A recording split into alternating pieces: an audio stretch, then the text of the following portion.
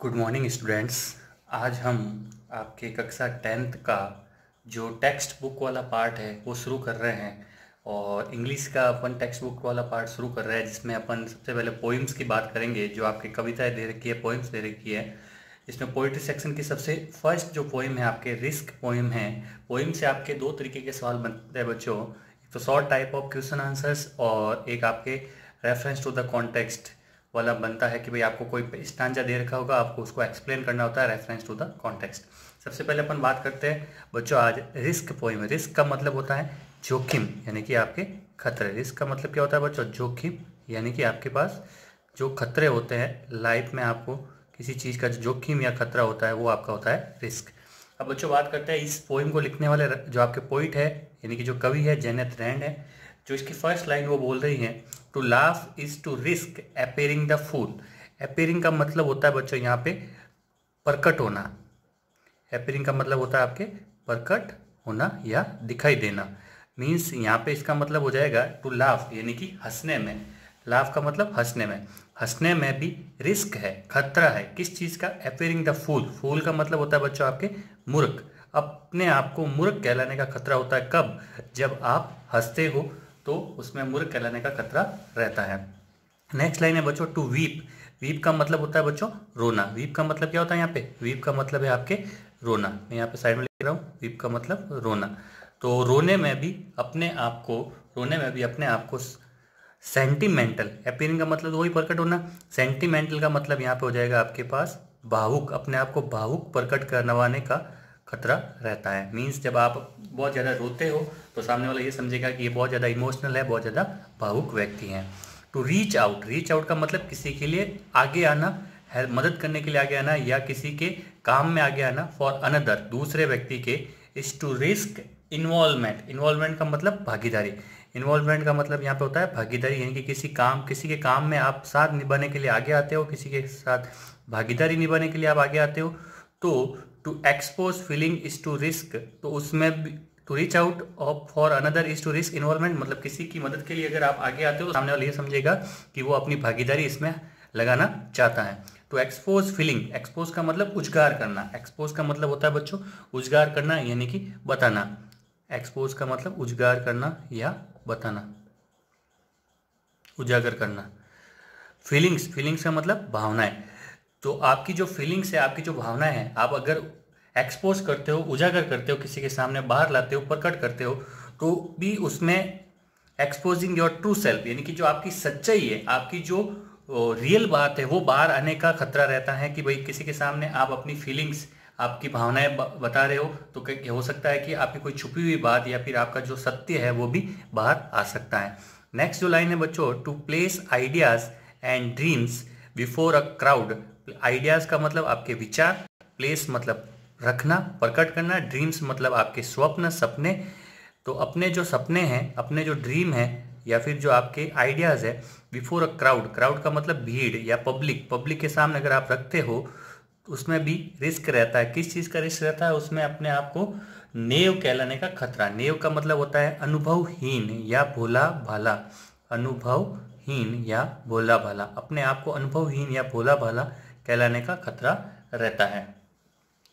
Next line है बच्चों, to love is to risk not being loved in return. यानी कि प्रेम करने में आपके जो सामने वाला प्रेमी व्यक्ति है उसके द्वारा बदले में प्रेम मिले या ना मिले, उसका भी हमेशा क्या रहता है? खतरा रहता है कि भी सामने वाला आपको प्रेम करे या ना करे, उसका खतरा रहता है।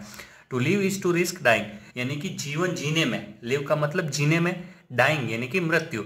जीवन जीने में भी मृत्यु के होने का खतरा रहता है कि भाई आपको कभी भी मौत आ सकती है। नेक्स्ट जो इसकी लाइन है बच्चों, नेक्स्ट लाइन है to hope is to risk disappear. मतलब जब आप किसी से उम्मीद करते हो, किसी से आप अपेक्षा करते हो, to hope is to risk appear. किसी से उम्मीद करते हो, किसी से अपेक्षा करते हो। डिसअपियर का मतलब निराशा। डिसअपियर का मतलब क्या होता है? निराशा। और होप का मतलब होता है आपके पास, होप का मतलब होता है बच्चों आशा या उम्मीद। तो किसी से आशा करने में भी, किसी से उम्मीद करने में भी निराशा का खतरा हमेशा बना रहता है।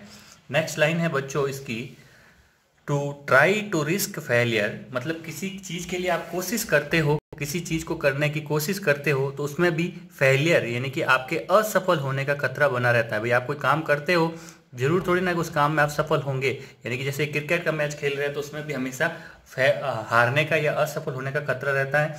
तो इस तरीके से कवि बता रहा है कि हर एक काम जो अपन लाइफ में करते हैं उस काम में आपके किसी न किसी तरीके से कोई ना कोई खतरा यानी कि रिस्क रहती ही है।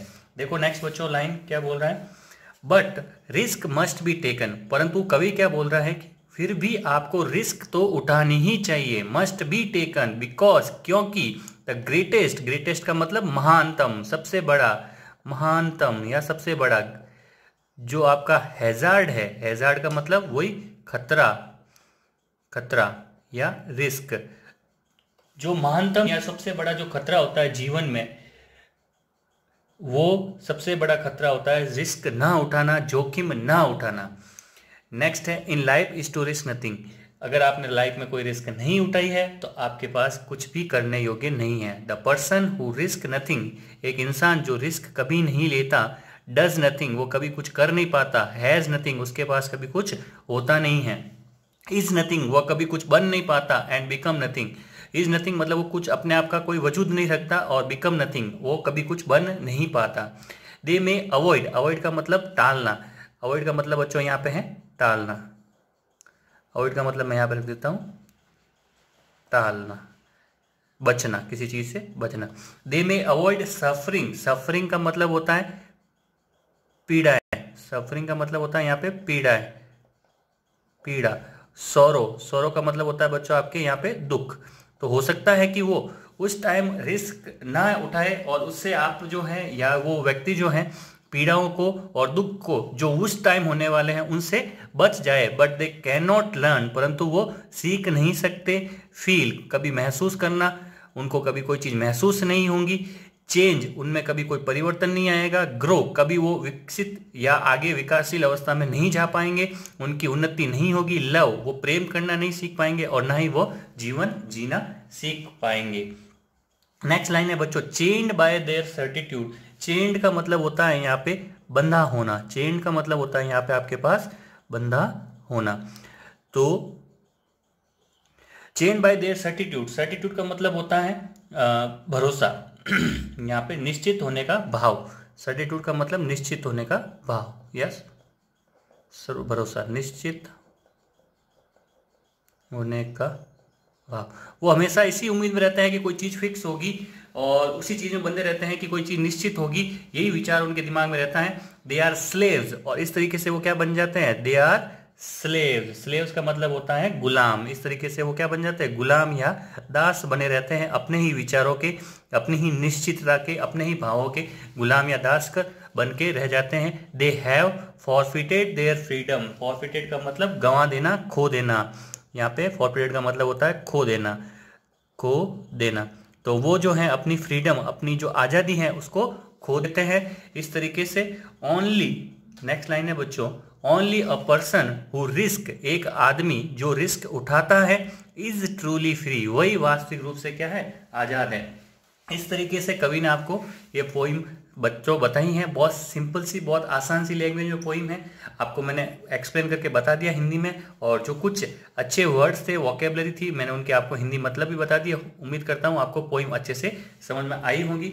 अब इस पोइम के क्वेश्चन आंसर्स की बात करें बच्चों, तो आपके इस पोइम में जो क्वेश्चन आंसर्स आने वाले हैं वो स्मॉल यानी कि छोटे क्वेश्चन आंसर्स पूछे जाते हैं पोइम वाले सेक्शन से।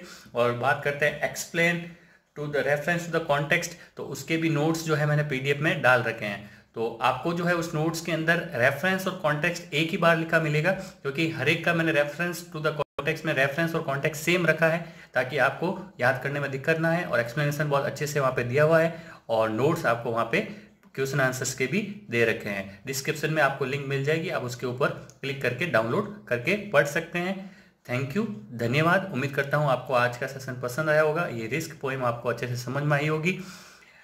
पढ़ाई कीजिए बच्चों, घर पे रहिए, सेफ रहिए, और कोरोना को भगाने में अपने पुलिस प्रशासन, डॉक्टर्स और अपने देश का सहयोग कीजिए।